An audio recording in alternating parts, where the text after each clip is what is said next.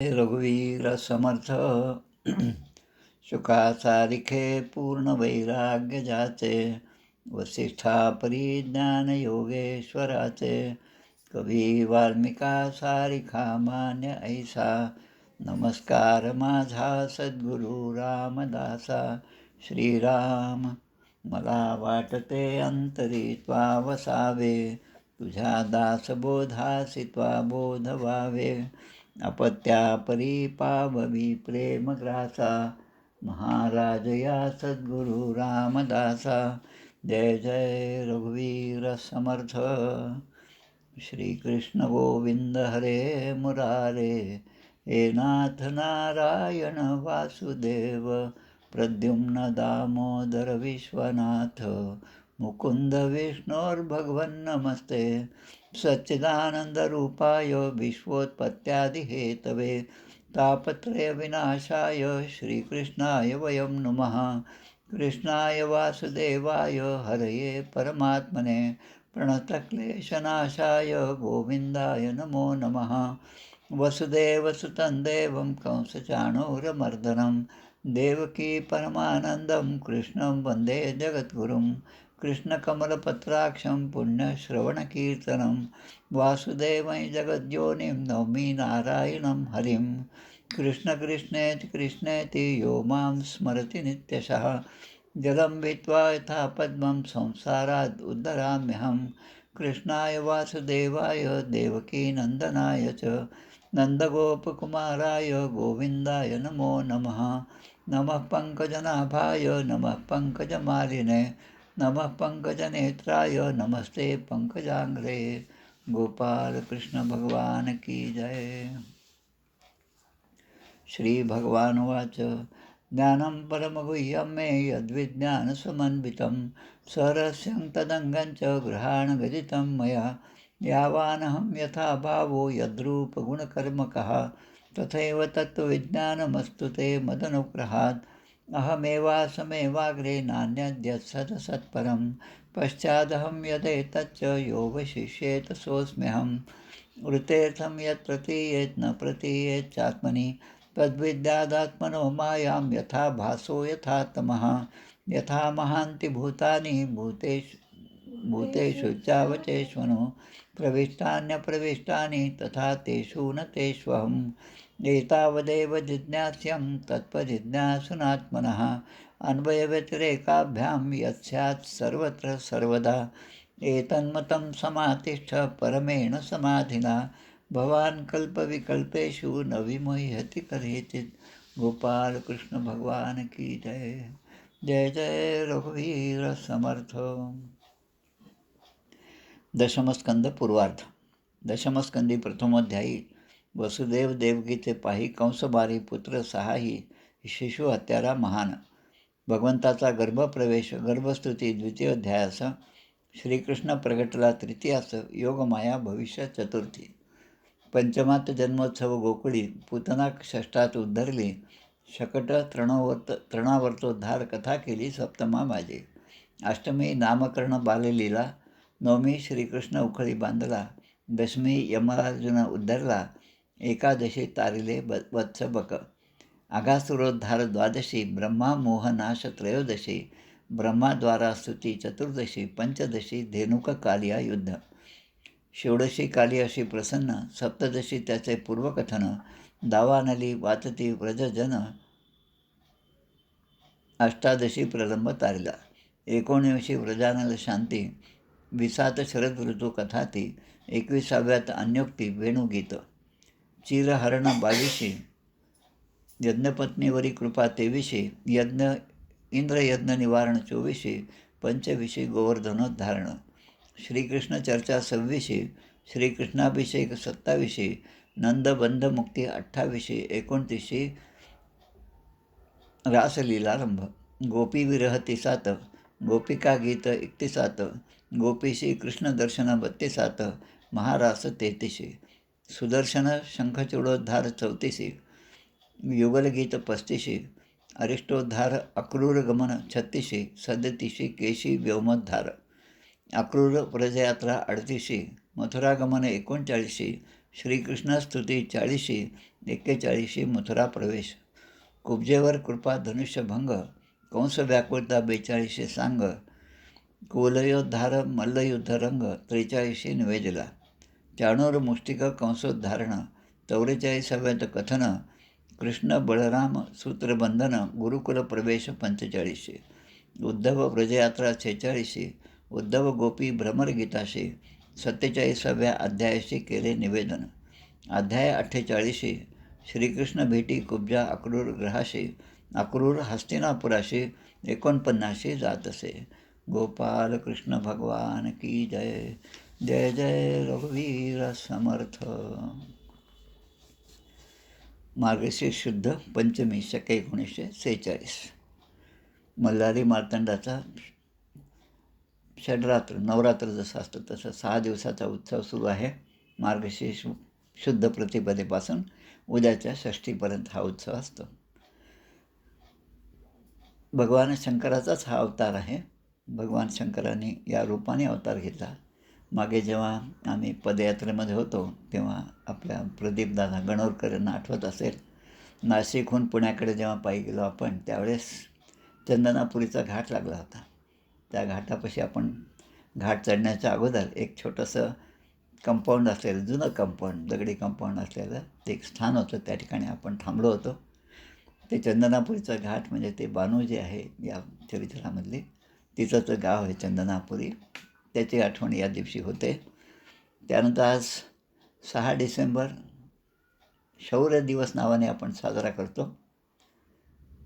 पूर्वी बाबराच्या आदेशाने मीर बाकी जो होता त्याने आपलं राम मंदिर पाडून तेथे एक मस्जिद बांधली आणि त्यानंतर हिंदू समाज जो आहे तो एक दिवससुद्धा स्वस्थ बसला नाही. 400-500 वर्षापासून संघर्ष करीत राहिला.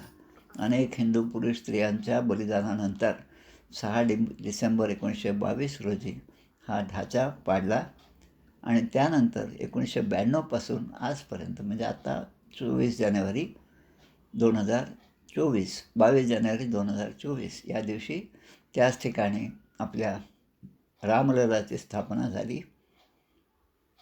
म्हणजे आपल्या देशासाठी एक सुवर्णकाळ म्हणता येईल.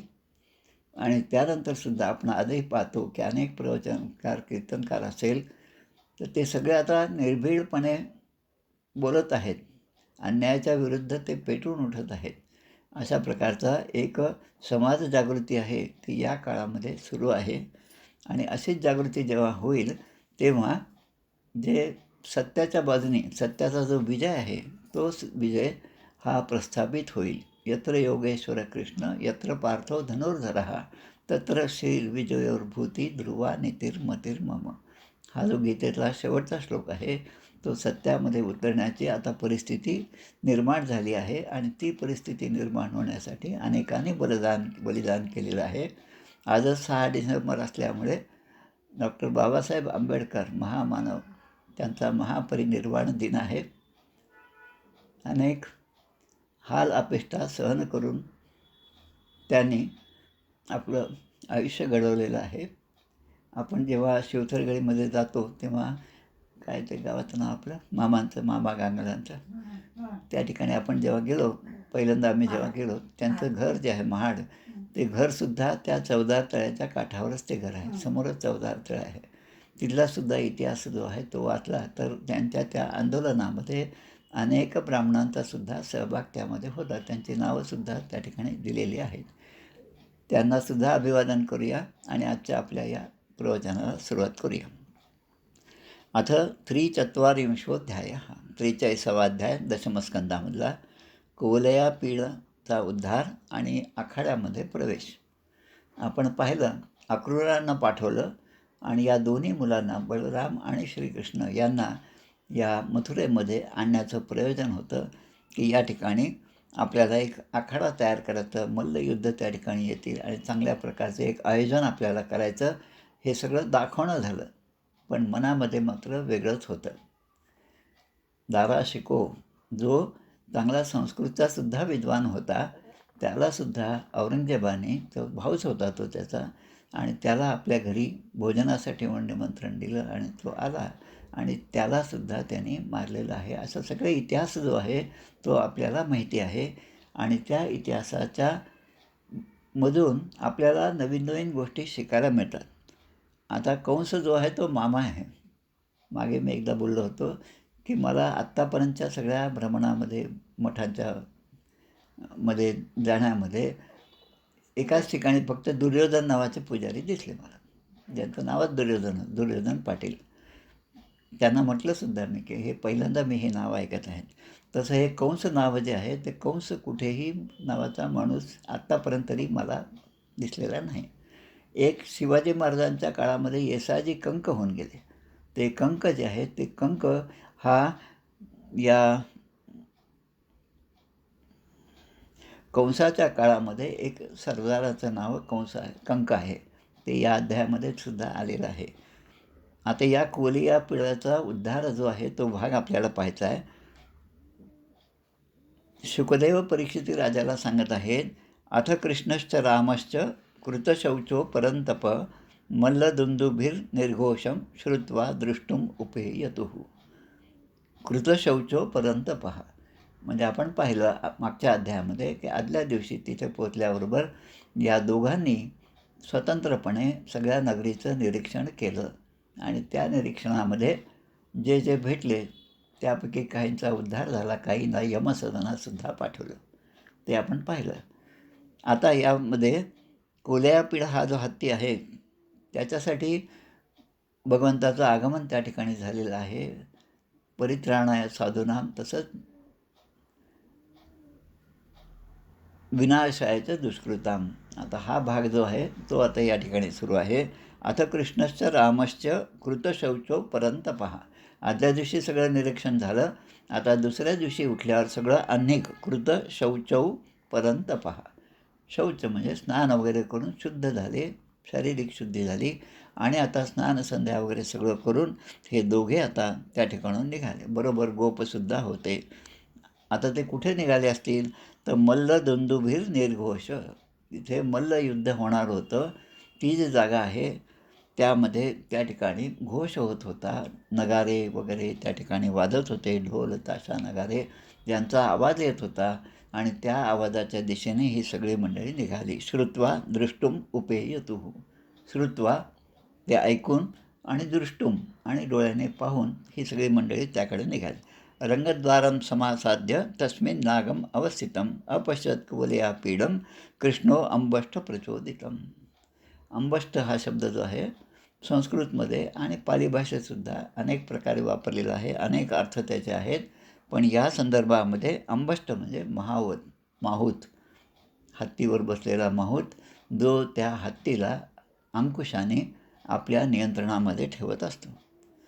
आता हा हत्ती जो आहे कोवलया पीड याचंसुद्धा सामर्थ्य किती होतं ते आपण लक्षात घेऊया. साधारणत आपण आज जी भाषा वापरतो की एखाद्या स्कूटरचं इंजिन, एखाद्या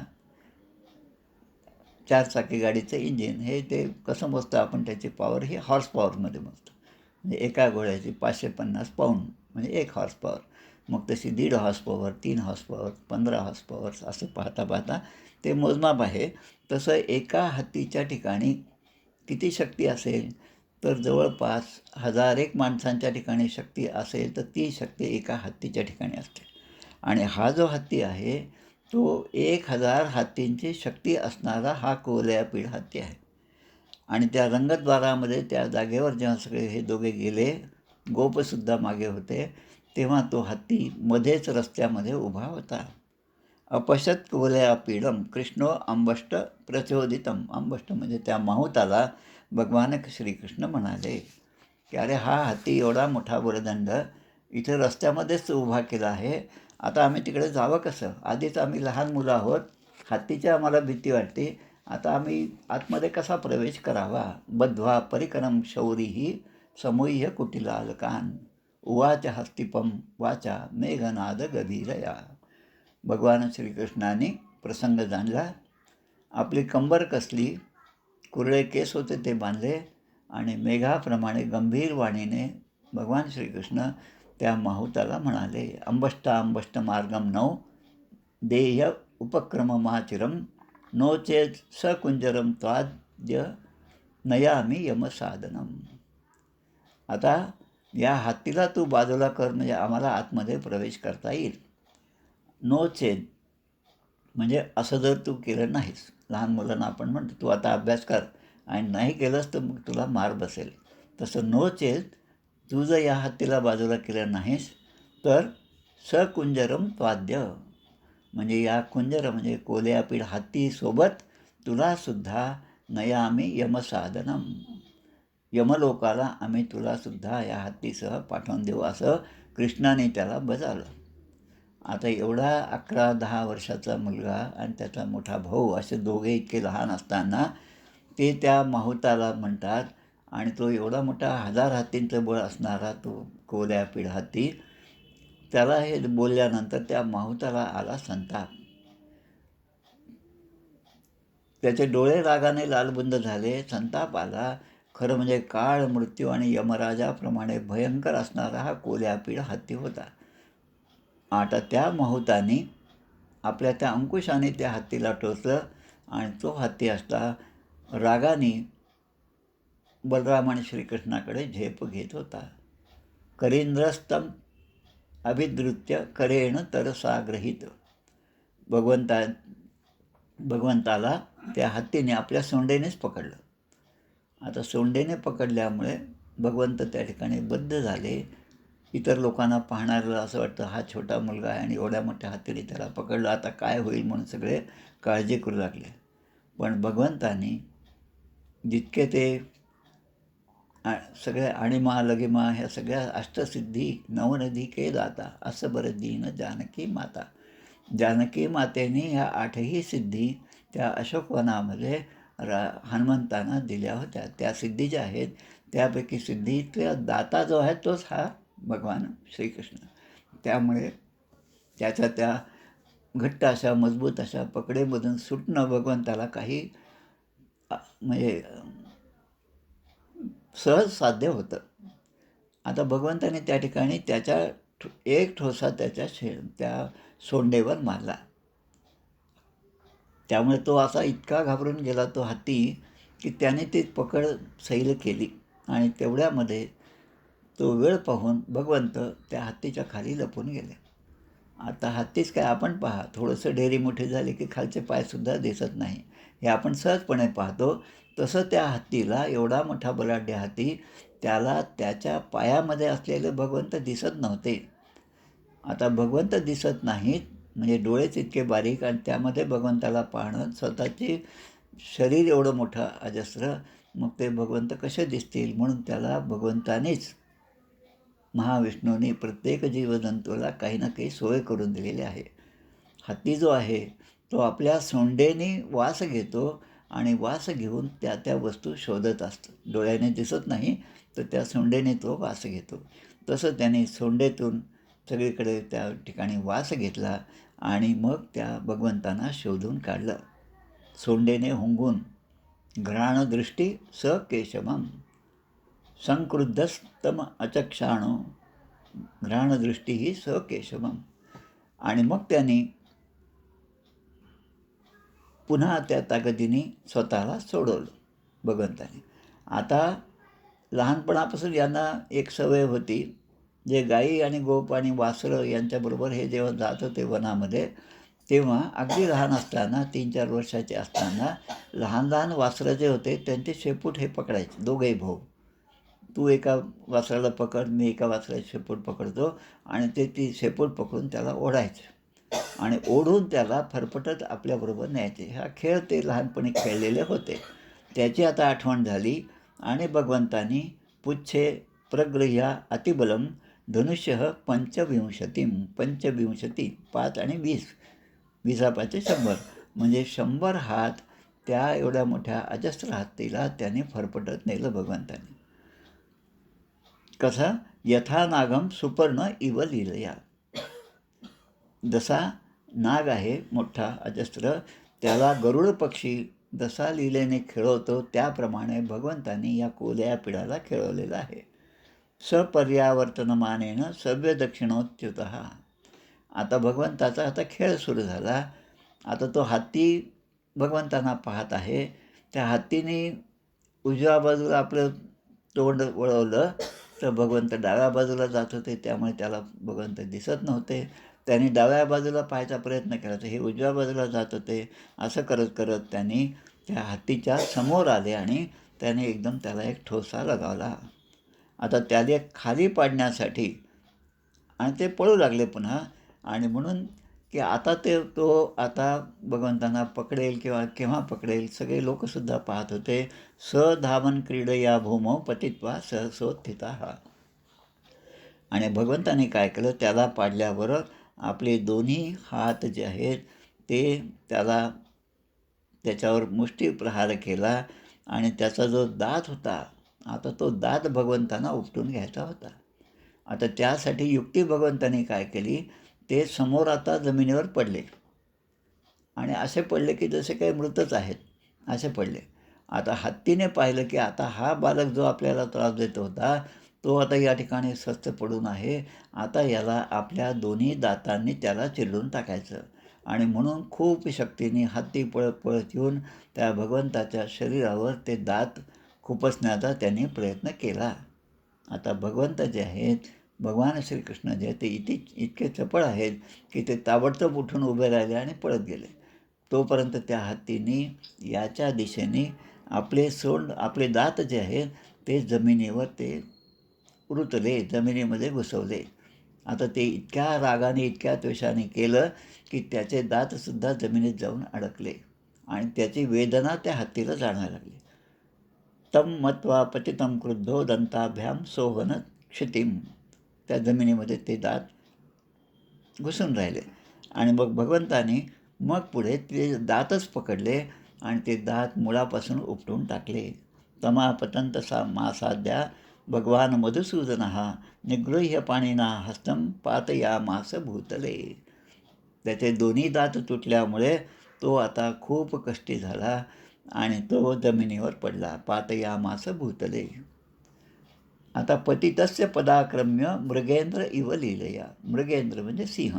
सिंह जसा सहजपणे आपल्या भक्ष्याला खाली पाडतो तसं त्यांनी याला पाडलेलं आहे. आणि हत्तीला आणि त्या माहुताला यमसदनाला पाठवले. आता या दोघांच्याकडे दोन हात असल्यामुळे एक बलरामानं दिला, एक याने आपल्याजवळ ठेवला आणि ते दोन्ही दात घेऊन आपल्या खांद्यावर ते धरले. जसं आपण बलरामाचं चित्र पाहतो की तो काय म्हणतो त्याला आपण खांद्यावर घेतलेलं असतं. हां हां हलधर हलधर हां. तर ते असं जसं खांद्यावर घेतात तसं हे दोन्ही दात जे आहेत ते या दोन्ही भावांनी आपल्या खांद्यावर ठेवले आणि त्या आखाड्यामध्ये प्रवेश केला. मृतौ गोपैः कतिपयैर् बलदेव जनार्दन हो. बलदेव जनार्दन हो. बल म्हणजे बलराम आणि जनार्दन म्हणजे श्रीकृष्ण. आणि श्रीकृष्ण आणि बलरामाने शस्त्राप्रमाणे ते गजदंत आपल्या खांद्यावर घेतले आणि कुस्तीच्या मैदानामध्ये त्याने प्रवेश केला.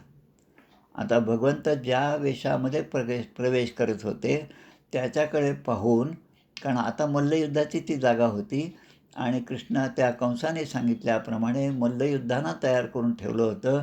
आणि हे जेव्हा मल्लयुद्ध होईल तेव्हा देशोदेशीचे राजांनासुद्धा त्या ठिकाणी आमंत्रण दिलेलं होतं. मोठं स्टेडियम आज आपण जसं क्रिकेटचं पाहतो तसं स्टेडियमसारख्या ठिकाणी सगळे राजे आपापल्या जागी नियोजित जागी बसलेले होते. कंससुद्धा त्या ठिकाणी बसलेला होता. आता प्रत्येकाला त्याच्याकडे पाहून, भगवंताकडे पाहून एक वेगवेगळा भाव प्रत्येकाच्या मनामध्ये निर्माण झाला होता. भगवंताचे नवरसात्मक वर्णन जे आहे ते आता एका श्लोकामध्ये केलेलं आहे. मल्लानाम अशनिर्नृणां नरवरः स्त्रीणां स्मरो मूर्तिमान गोपानां स्वजनो असतां क्षितिभुजां शास्ता स्वपित्रो शिशुः. म्हणजे हे दोनच चरण झाले या श्लोकाचे. आता जे मल्ल होते, जे कुस्ती खेळणारे होते, त्यांना भगवंताच्याकडे पाहून असं वाटलं की आता याच्याशी कुस्ती खेळणं म्हणजे फार कठीण आहे. वज्र जसा कठीण असतो तसं यांचं शरीर आहे. जरी ते वयाने लहान असले तरी त्यांना हे जाणवलं की त्यांना स्वतःच्या जीवाची भीती वाटायला. जे सामान्य लोक प्रेक्षक म्हणून त्या गॅलरीमध्ये बसले होते त्यांना मात्र वाटलं की हा किती नरश्रेष्ठ आहे. नरपुंगवहा गीतेमधला श्लोक आहे. नरपुंगवहा. नरपुंगवहा म्हणजे नर माणसांमध्ये श्रेष्ठ असणारे हे दोघे आहेत असं त्यांना वाटलं.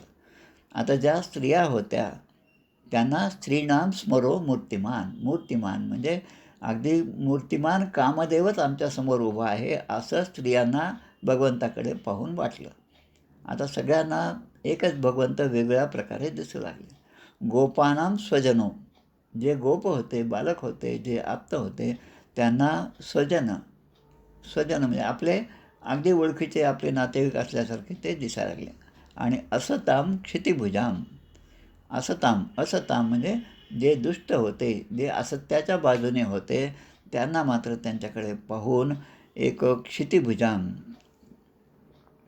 आपल्याला शासन करणारे, या क्षिती म्हणजे या सगळ्या पृथ्वीवर राज्य करणारा असा तो राजा, अशा दृष्टीने जे असत्याने वागणार होते त्यांना तो दिसायला लागला. आणि शास्ता स्वपित्रो शिशुः. शास्ता म्हणजे दुष्टांना शासन करणारा हाच आहे असं त्यांच्या मनामध्ये आलं. आणि स्वपित्रो शिशुः. भगवंताकडे पाहिल्यानंतर ज्यांच्या मनामध्ये पुत्राबद्दलचं प्रेम निर्माण झालं ते भगवंताकडे त्या प्रेमाने त्यांच्याकडे पाहत होते. स्वपित्रो, मातापित्यांना मुलगा जसा प्रिय असतो ते ज्या प्रेमाने मुलाकडे पाहतात त्या प्रेमाने जे मातापिता होते त्यांनी भगवंताचं त्या ठिकाणी स्वरूप पाहिलं. मृत्युर्भोजपतेर. आता भोजपती म्हणजे कंस, भोजवंशाचा पती, शासन करणारा, त्यावर आपलं नियंत्रण ठेवणारा असा जो कंस आहे त्याला मात्र प्रत्यक्ष मृत्यू आपल्यासमोर आहे असं जाणवायला लागलं. आणि विराड विदुषाम, अविदुषाम. आता अविदुषाम याचा अर्थ विदुषी, आपण म्हणतो ते महान विदुषी आहेत म्हणजे काय, खूप बुद्धिवान आहे, विद्यावान आहेत. आणि अविदुषाम म्हणजे जे अज्ञानी आहेत. जे अज्ञानी लोक होते त्यांना मात्र हे दोन्ही मुलं अगदी सामान्य बालक वाटत होते. योगी परम योगिनाम.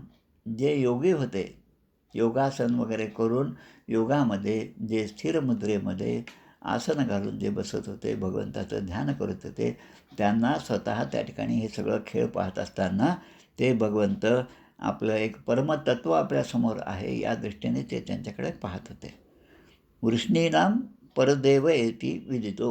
वृष्णीनाम, वृष्णी वंश आहे, भोज, अंधक हे सगळे कृष्णाच्याच नातेवाईकांचे वंश असणारे जे वृष्णी होते त्यांना मात्र ते देवता स्वरूप भासायला लागले. रंगगता साग्रजहा. आणि अशा प्रकारे त्या एकाच परमात्म्याला हे सगळे आपापल्या दृष्टीने पाहत होते. रामचरितमानसामध्ये एक श्लोक येतो, जिनके रही भावना जैसी प्रभू मूर्ती तिन देखी तैसी. ज्याची जशी भावना असेल त्याला भगवंत त्या रूपामध्ये प्रगट झालेले दिसत होते. तसं या ठिकाणी भगवंताचं वर्णन जे आहे ते नवरसात्मक वर्णन या ठिकाणी केलेलं आहे. कोणाला अद्भुत रस आहे, कोणाला रौद्र रूपाने दिसले, कोणाला शृंगार, जसं श्रीराम स्मरो मूर्तिमान शृंगार रसामध्ये, कोणाला हास्य रसामध्ये, कोणाला वीर, कोणाला वात्सल्य, जे गोपानाम स्वजनो वात्सल्य रूपाने, असं ते कंस या कृष्णाचं वर्णन या ठिकाणी केलेलं आहे. आता हा कुवलयापीठ हत्ती जो होता, मगाशी मी जर सांगितलं तसं 1000 माणसांचं बळ असणारा एक हत्ती आणि 1000 हत्ती असणारा हा कुवलयापीठ हत्ती होता. म्हणजे हॉर्स पॉवरच्या भाषेमध्ये बोलल्यासारखं, म्हणजे 10 लाख माणसांची शक्ती असणारा हा एक हत्ती होता. आणि कृष्णाने त्या हत्तीला सहजपणे मारलेलं आहे. भूमृषेद विजय नृपहा. आता हे जेव्हा समोर होत आहे तेव्हा कंस मनस्व्यपी तदा. कंसाच्या मनामध्ये वेगळं द्वंद्व होतं पण चेहऱ्यावर मात्र ते दाखवत होते. जसं आपण आत्ताच पाहिलं या निवडणुकामध्ये, त्याच्या अगोदरच्या निवडणुकामध्ये की आम्हीच जिंकणार, आमचीच सत्ता येणार वगैरे सगळे गप्पा मारत होते. आता हे जेव्हा पाहत होते तेव्हा त्यांच्याही मनामध्ये तेच होतं की आपण हारणार आहे, पण ते दाखवू शकत नव्हते आणि म्हणून आपण जिंकणार असा प्रत्येकजण आणत होता. तसा कंस असं दाखवत होता की इतके माझे सगळं सैन्य आहे. आता हे जरी त्याने जरी कोल्यापिडाला मारलं असलं तरी पण अजून चाडूर मुष्टिक वगैरे खूप शल तोशल असे खूप माझ्याकडे मल्ल आहेत, जे या दोन्ही मुलांना सहजपणे मारू शकतील, असं म्हणून तो आपल्याच मनाला थोडासा धीर देत होता. पण आतून मात्र तो प्रत्यक्षपणे घाबरलेला होता. वृषम उद्विजे नृपः, भयभीत असा तो नृप होता. आता बलराम आणि श्रीकृष्ण हे येत असतानाच त्यांना अनेक लोकांनी गळ्यामध्ये हार घातले होते, वस्त्र अलंकार दिलेले होते आणि उत्तम वेश परिधान केलेला होता. आणि पण त्या त्या दोघांच्या हातामध्ये शस्त्र म्हणून फक्त त्या हत्तीचे दातच होते. आता मथुरेचे जे नागरिक होते, जे सगळे त्या पटांगणामध्ये अवतीभोवती जे बसलेले होते, हे सगळं पाहत होते. त्यांना पाहिल्यानंतर असं वाटलं की आता आपले डोळे तृप्त होऊच नये. आपल्या डोळ्यांनी यांचं सौंदर्य, यांचं ऐश्वर, यांची शक्ती, यांचं बल हे आता आपण आत्मसात करावं, आपल्या हृदयामध्ये साठवून ठेवावं, या दृष्टीने प्रत्येकजण त्यांच्याकडे पाहत होता. आता ते पाहणं कसं, ते आता कितीतरी अंतरावरून पाहत होते. क्रिकेटची मॅच पाहताना कितीतरी अंतरावरून आपण ती मॅच पाहतो आणि मग दुर्बीण घेऊन जातो की आपल्याला ते जवळ दिसावं आणि त्यांचा भाव जो आहे तो बॅटिंग करताना, बॉलिंग करताना, काय भांडणं असो का काय असो ते करताना काय आहे ते आपल्याला बरोबर टिपता आलं पाहिजे म्हणून आपण दुर्बीण घेऊन जातो. तसं हे सगळे लोक जरी दूर असले तरी त्यांना कसं दिसत होतं, पिबंत इव चक्षुभ्याम. आता चक्षु म्हणजे डोळे. आता डोळ्याचं काम काय आहे, पाहणं. पण इथे काय म्हणलेलं आहे, पिबंत इव चक्षुर्भ्याम. दोन्ही डोळ्यांनी ते भगवंताचं रूप जणू काही पीत होते. आता जिभेने चाटत होते. आता जिभेने जेव्हा चाटायचं तेव्हा ते जे वस्तू चाटायची ते आपल्या जवळ तरी पाहिजे, हातात तरी पाहिजे. भगवंत इतक्या दूर होते, पण ते मनाने, जिभेने भगवंताचं स्वरूप ते त्याचा आस्वाद घेत होते. नाकाने हुंगत होते आणि हाताने भगवंताला कवटाळत होते, हातानेच. मागे आपण पाहिलं यमुनाचं जल जे आहे, यमुनेमध्ये तरंग उठले आणि भगवान श्रीकृष्णांना आणि त्या गोपींना पाहून ते यमुनेला असं वाटलं की भगवंतानी माझ्याकडे लक्ष द्यावं, म्हणून ती यमुनासुद्धा तरंगाच्या रूपाने आपले दोन्ही हात वर करून जसं काही ती आता भगवंताला आलिंगन देत आहे, अशा प्रकारे त्या तरंगाचं रूप जे आहे ते या श्रीमद भागवतामध्ये आत्ताच आपण 2-4 अध्यायापूर्वी पाहिलेलं आहे. नंतर जिग्रंत इव नासाभ्याम आणि श्लिष्यंत इव बाहुभीही, म्हणजे बाहूमध्ये आलिंगन देण्याचं सुख जे आहे ते डोळ्याने पाहून ते अनुभवत होते. आता एतो भगवतः साक्षात हरे नारायणसेही अवतीर्ण विहंशेन वसुदेवस्य वेश्मनी. आता हे दोघेजण जे आहेत ते साक्षात भगवंताचेच अवतार आहेत. भगवंत नारायणाचे, महानारायणाचेच हे वंश आहेत, अंश आहेत. आणि म्हणून या पृथ्वीवर वसुदेवांच्या घरी यांनी अवतार झालेला आहे. हा जो सावळा दिसत आहे तो देवकीपासून झालेला जन्मलेला आहे आणि वसुदेवांनी यांना गोकुळामध्ये नेलं होतं. आता जे सगळे लोक बसलेले होते ते आता सगळे चर्चा करू लागले. इतके दिवस ते नंदाच्या घरी होते, गुप्तपणे राहत होते आणि आता या कंसाने, दुष्ट हा कंस आहे, त्याने त्यांना मारण्याच्या हेतूने या ठिकाणी मुद्दाम आमंत्रण दिलेलं आहे. पूतनानेन नितांतम चक्रवातश्च दानवः अर्जुनो गुह्यकः केशी धेनुकोन्येच तद्विधा. आत्तापर्यंत सगळ्या बातम्या यांच्याकडे आल्या होत्या. काही व्हॉट्सॲप नाही ना काहीच नाही, तरी पण सगळ्या बातम्या या मथुरेमध्ये या व्रजामधल्या प्रत्येक गोष्ट, प्रत्येकाला कसं मारलं या दोघा मुलांनी हे त्यांच्या कानावर आलं होतं. पूतना असेल, तृणावर्त असेल, शंखचूड असेल, केशी आहे, धेनुक आहे आणि शिवाय अर्जुनो गुह्यकः केशी. अर्जुनो म्हणजे द्विवचन आहे. अर्जुनः, अर्जुनाः. अर्जुनो म्हणजे दोन होते ना ते, यमरार्जुनाचा उद्धार. दोन्ही वृक्ष जे आहेत ते अर्जुनो नावाने या ठिकाणी दिलेले. आणि नंतर पुढच्या श्लोकामध्ये येतं गावहा सपाला येतेन दावाग्ने परिमोचिता. आता प्रत्येकजण त्यांच्याकडे पाहून आत्तापर्यंत त्यांनी ज्या लीला केल्या त्याचा विचार मनामध्ये करू लागले. आणि ते विचार या ठिकाणी आमच्या शुकदेवाने या ठिकाणी लिहिले आहेत. गावः सपाला येतेन दावाग्ने परिमोचिता. हाही भाग आपला एका अध्यायामध्ये झाला. त्या यमुनेच्या वाळवंटामध्ये सगळेजण झोपलेले असताना एकदमच त्या ठिकाणी अग्नी प्रकट झाला आणि त्या अग्नीने सगळ्यांना वेढून घेतलं. गावहा सपाला येतेनं. याच कृष्णाने तो अग्नी स्वतः पिऊन घेतला आणि सगळ्यांचं रक्षण केलं. पुढे कालियोदमितः सर्प इंद्रश्च विमदः कृता. विमद, मद आणि विशेषत्वाने असलेला मद. त्या इंद्राला जो अहंकार झाला होता की मीच यांच्यावर सगळं पाऊस पाडून यांना सगळं सुजलाम सुफलाम करतो, हा जो अहंकार आहे तो नष्ट केला. इंद्रश्च विमदः कृतः. आणि कालिया नागाचे कसं दमन केलं असे ते सगळे लोक बसून ते बोलत होते, कृष्णाच्या लीलांचं कौतुक करत होते, एकमेकांना सांगत होते. असं म्हणतात की हे यदुवंशाचे रक्षण करतील. आता त्यातले जे ज्येष्ठ होते ते सांगत होते, हा जो यदुवंश आहे त्याचं रक्षण करण्याची जबाबदारी या दोघांवर आहे. आणि हा अत्यंत प्रसिद्ध असा वंश आहे जो या वंशाला खऱ्या अर्थाने समृद्धी, यश आणि गौरव प्राप्त करून देईल. आता मोठा भाऊ जो आहे बलराम, त्याच्याबद्दलसुद्धा या ठिकाणचा विचार आला आहे. बलराम जे आहे, जसं प्रलंबासूर, वत्सासूर, बकासूर असे त्यांनी मारलेले आहेत, म्हणून त्या ठिकाणी ते सांगायला लागले. आता सगळ्यांची ही चर्चा चालू असताना जे 2 मल्ल त्या ठिकाणी होते त्यापैकी एक चाणूर, हा चाणूर आता त्या ठिकाणी आला आणि कृष्णांना संबोधन करून तो बोलू लागला. चाणूर म्हणाला, हे नंदसूनो, हे राम भवन्तौ वीरसम्मतौ नियुद्धकुशलौ श्रुत्वा राज्ञा अहुतौ दिदृक्षणा. हे नंदनंदना म्हणजे भगवान श्रीकृष्णा आणि हे रामा बलरामा. आता हे नंदनंदना, हे रामा म्हणजे हे सप्तमी आहे, संबोधन त्यामध्ये आहे. तुम्ही दोघे वीरांनी आदरणीय असूनसुद्धा कुस्तीत अतिशय निपुण आहात. म्हणजे सगळ्यांचा आदर तुमच्याप्रती आहे, पण कुस्तीमध्ये सुद्धा तुम्ही निपुण आहात. कोण म्हणतं? तर चाणूर म्हणतं. नियुद्ध कुशलो श्रुत्वा राज्ञा अहुतौ दिदृक्षणा. आता या ठिकाणी एक वाक्य छान दिलेलं आहे, एक श्लोकच आहे. प्रियम राज्ञा प्रकुर्वन्त्य श्रेयो विंदती वै प्रजा मनसा कर्मणा वाचा विपरीत मतो अन्यथा. जी प्रजा, म्हणजे आजच्या काळातसुद्धा हा श्लोक लागू पडतो.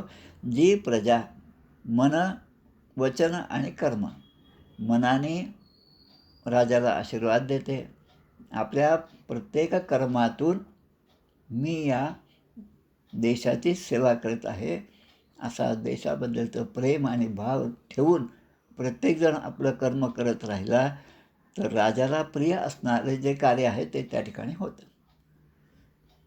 एक आहे तो सुरक्षित आहे, हे जे म्हटलं त्याप्रमाणे एकत्वाचा भाव सगळेजण जागृत ठेवून जर आपापली कर्म करत गेलं तर पुन्हा दुसऱ्यांना आपल्यामध्ये भेद पाडण्याची हिंमतसुद्धा होणार नाही. असं जेव्हा असेल तेव्हा त्या प्रजेचंही कल्याण होतं आणि त्या राजाचंही कल्याण होतं. मग ते रामराज्य प्रस्थापित होण्यासाठी कधीच वेळ लागणार नाही. आणि आता याच्या विरुद्ध कोण आहे? मनसा कर्मणा वाचा विपरीत मतो अन्यथा. याच्या उलट जे वागतील, आताच्या परिस्थितीमध्ये अनेक प्रकारच्या बातम्या याला सगळ्या या एका श्लोकावरच अवलंबून आहेत. पहा, जे याविरुद्ध वागतील त्यांचं मात्र नुकसान होणार आहे. उत्तर प्रदेशाचं उदाहरण घ्या. एक योगी आदित्यनाथ तिथे पूर्ण उरलेले आहेत.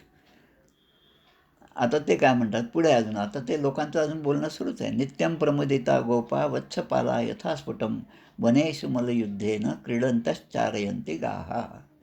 आता हे 2 जे सगळे मुलं आहेत हे आनंदाने त्या गाय वासरांना घेऊन वनामध्ये जात होते, त्यांना चालण्यासाठी नेत होते आणि ते गाय वासरं जेव्हा चरत होते तेव्हा हे सगळे मुलं त्या ठिकाणी विविध प्रकारचे खेळ खेळत होते. त्यामध्ये ते कुस्त्यासुद्धा खेळत होते आणि त्या कुस्त्यांचा सराव असल्यामुळे ते आता या ठिकाणी आलेले आहेत. त्यांच्यामध्ये अतुलित बलधामा असा पराक्रम त्यांच्यामध्ये आहे. तस्मात राज्ञा प्रियम यूयम वयम च करवामहे. आता चाणूर म्हणतो, तुम्हाला आता या सगळ्या गोष्टीची सवय असल्यामुळे आता त्या श्लोकात म्हणल्याप्रमाणे राजाला जे आवडतं ते जे प्रजाने केलं तर प्रजा आणि राजा दोन्ही सुखी होतात.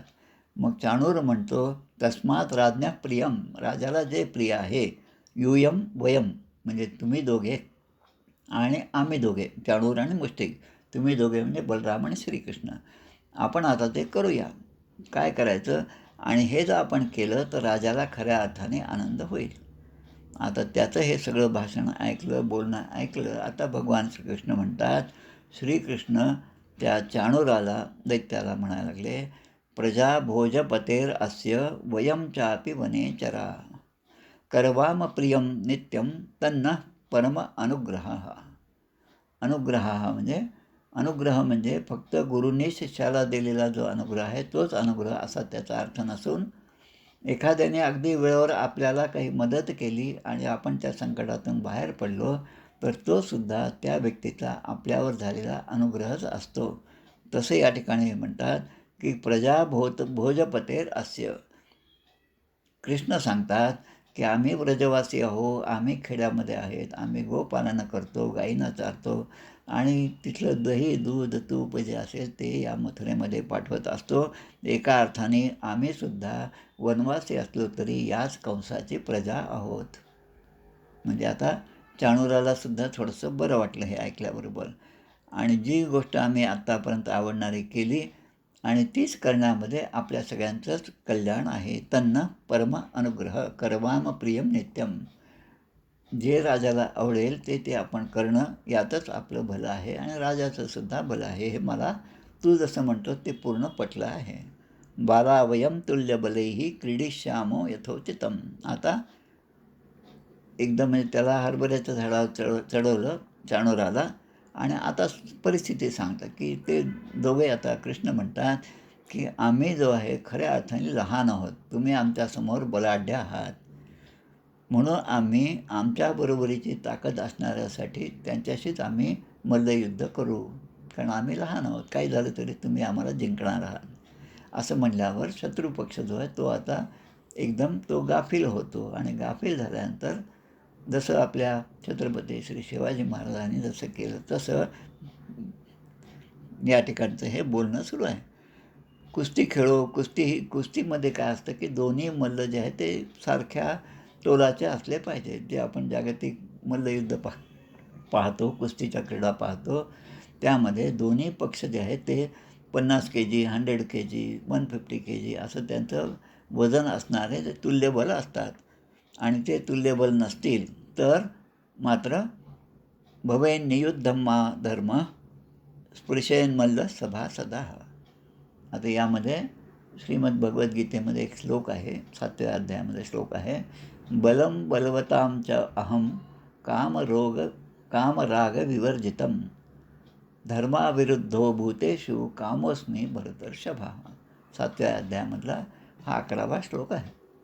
भगवंत काय म्हणतात पहा, थोडासा विचार करण्यासारखा हा श्लोक आहे की बलवान पुरुषांमध्ये जो काम आणि आसक्ती रहित आहे, नीट लक्षात घ्या, जो बलवान आहे हे ठीक आहे, पण जो काम आणि राग किंवा आसक्ती याच्या रहित आहे त्याच्या ठिकाणी असणारं बल म्हणजे मी आहे. आणि म्हणून मैं वो काम हूँ जो धर्म या धर्मग्रंथों की आज्ञा के विरुद्ध नहीं हूँ. म्हणजे भगवंत म्हणतात मी असं काम आहे की जे धर्मग्रंथ किंवा आपले वेद, आपले जे सनातन ग्रंथ आहेत त्या ग्रंथामध्ये सांगितल्याप्रमाणे जे आचरण करतात त्यांच्या आचरणामध्ये जी शक्ती आहे ती म्हणजे मी आहे असं त्या ठिकाणी सांगतात. आता इथे जसं विचार केला की हा चाणूर असो, मुष्टिक असो, हे खूप मोठे बलाढ्य असे मल्ल आहेत आणि त्यांच्यापुढे बलराम आणि श्रीकृष्ण दिसायला आहेत 10-11 वर्षाचेच आहेत, खूप लहान आहेत. मग अशांबरोबर जर कुस्ती झाली, या ठिकाणी दिले, कुस्ती ही सारख्या शक्ती असणाऱ्यांमध्येच झाली पाहिजे, त्यालाच धर्मयुद्ध म्हणतात. आणि मग समजा एखाद्याने एक बलाढ्य आहे आणि दुसरा अगदीच किडमिडा आहे, काही शक्ती नाही, त्यांच्यामध्ये जर युद्ध होत असेल आणि तो बलाढ्य पैलवान जर जिंकत असेल तर ते युद्ध पाहणारे जे आहेत त्यांनी जर टाळ्या वाजून त्याचं कौतुक केलं तर ते सुद्धा पापाचे भागीदार होतात. असं या ठिकाणचा हा श्लोक आहे. भवे नियुद्धम मा धर्म. मा धर्म म्हणजे मा म्हणजे नाही, मा धर्म स्पृशेन मल्ल सभासदः. आता हे कृष्णाचं बोलणं ऐकून आता चाणूर जो आहे तोही तेवढाच हुशार होता. आता चाणूराने त्याचं उत्तर दिलं. चाणूर उवाच न बालो न किशोरस्त्वम. तुम्ही दोघे बाल पण नाहीत आणि किशोर पण नाही. बालवय म्हणजे 7-8 वर्षापर्यंत, किशोर म्हणजे 14-15 वर्षापर्यंत. म्हणजे तुम्ही तसं पाहिलं तर बालसुद्धा नाहीत आणि तुम्ही किशोरसुद्धा नाही. बलश्च बलिनाम वरहा. जे बलवान आहेत त्यांच्यामध्ये सुद्धा तुम्ही अग्रगणी आहात. कारण तुमचा सगळा इतिहास जे आहे आत्तापर्यंतच्या ज्या घटना आहेत त्या सगळ्या आम्ही पाहिलेल्या आहेत, आम्ही ऐकलेल्या आहेत, त्याचं वर्णन ऐकलेलं आहे. कंसाने आत्तापर्यंत पाठवलेल्या कितीतरी राक्षसांना तुम्ही सहजपणे मारलेलं आहे. त्यामुळे तुम्ही शक्तिवान नाही याच्यावर आमचा भरोसा नाही. लील ये भो हतो येन सहस्रद्वीप सत्वभृत. 1000 हत्तीचे बल सहस्रद्वीप सत्वभृत. 1000 हत्तींचं बल असणाऱ्या कोलेया पिढाला तुम्ही मारलेलं आहे. आणि त्यामुळे तुम्हाला कोण असं बलहीन किंवा अशक्त आहे असं कोण म्हणेल. म्हणून श्रीकृष्ण आणि चाणूर आणि बलराम आणि मुष्टिक, आता या दोघांच्यामध्ये तुम्ही आता श्रीकृष्णाने चाणूराशी लढावं आणि बलरामाने मुष्टिकाशी लढावं असं शेवटच्या श्लोकात या ठिकाणी म्हटलं आहे. तस्मात् भवद्भ्यां बलिभिर योद्धव्य नानयोत्र वै मयी विक्रम वार्ष्णेय बलेन सह मुष्टिका. बलेन सह मुष्टिका. बलरामाने मुष्टिकाबरोबर मल्लयुद्ध करावं आणि मयी विक्रम वार्ष्णेय. वार्ष्णेय म्हणजे भगवान श्रीकृष्ण. चाणूर म्हणतो की तुम्ही माझ्याशी युद्ध करावं आणि मुष्टिकाशी युद्ध बलराम करतील असं म्हणून या ठिकाणी हा शेवटचा श्लोक दिलेला आहे. इति श्रीमद्भागवते महापुराणे पारमहंस्यां संहितायां दशमस्कंधे पूर्वार्धे कोलया पीडवधो नाम 3चत्वारिंशोऽध्यायः. श्रीकृष्णार्पणमस्तु. 2 मिनिटं.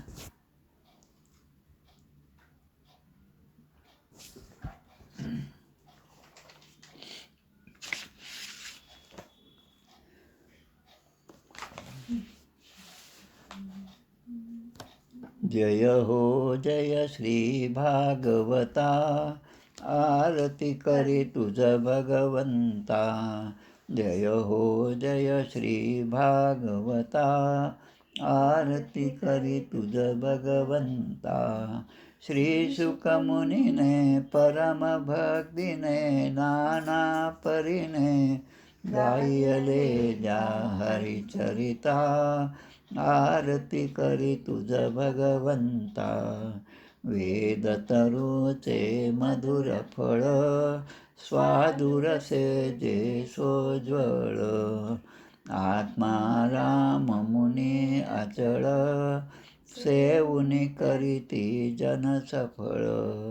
महापर्वणी आली अवनी, की अगहरणी भवजलतरणी. ती पतिता आरती करी तुझ भगवंता. येथे व्यासाची वाणी, सार्थक हरिगुण गावोनी. शास्त्रपुराणी मुकुटमणी, परम प्रेमामृत जननी. सहज सेविता भाविक भक्ता, उदारदाता मोक्ष तत्वता देहाता. आरती करी तुझ भगवंता. गमते जणू मानस तीर्थ, 12 सोपाने युक्त. निर्मल भक्ती जले भरित, विहरे हरिहंस चितेथ. श्लोक सुकुमले संत अलिकुले, सेवुनी रमले भान विसरले रस पिता. आरती करी तुझ भगवंता. अपार महिमा ग्रंथाचा, वदवे ना कोणासाचा. मेवा कविवर संताचा, प्राणची कीर्तनकारांचा. जणुबोधाचा स्वयंप्रभेचा, 12 कळीचा रवी अंतरिता तमहर्ता. आरती करी तुझ भगवंता.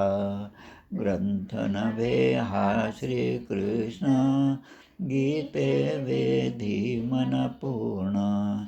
अनन्य होता या शरण, खचित टळे जन्म मरण. त्रिताप जाती चिरये शांती, नाथ हि वदती रामपदी ठेवी माथा. आरती करी तुझ भगवंता, जय हो जय श्री भागवता. आरती करी तुझ भगवंता. गोपाल कृष्ण भगवान की जय. जय जय रघुवीर समर्थ. श्रीराम जय राम. हो, धन्यवाद धन्यवाद. छान झालं. आणि याच्यावर मोबाईलवर पाठवूनही द्या थोडं ऐकण्यावर झालं. नमस्कार, जय जय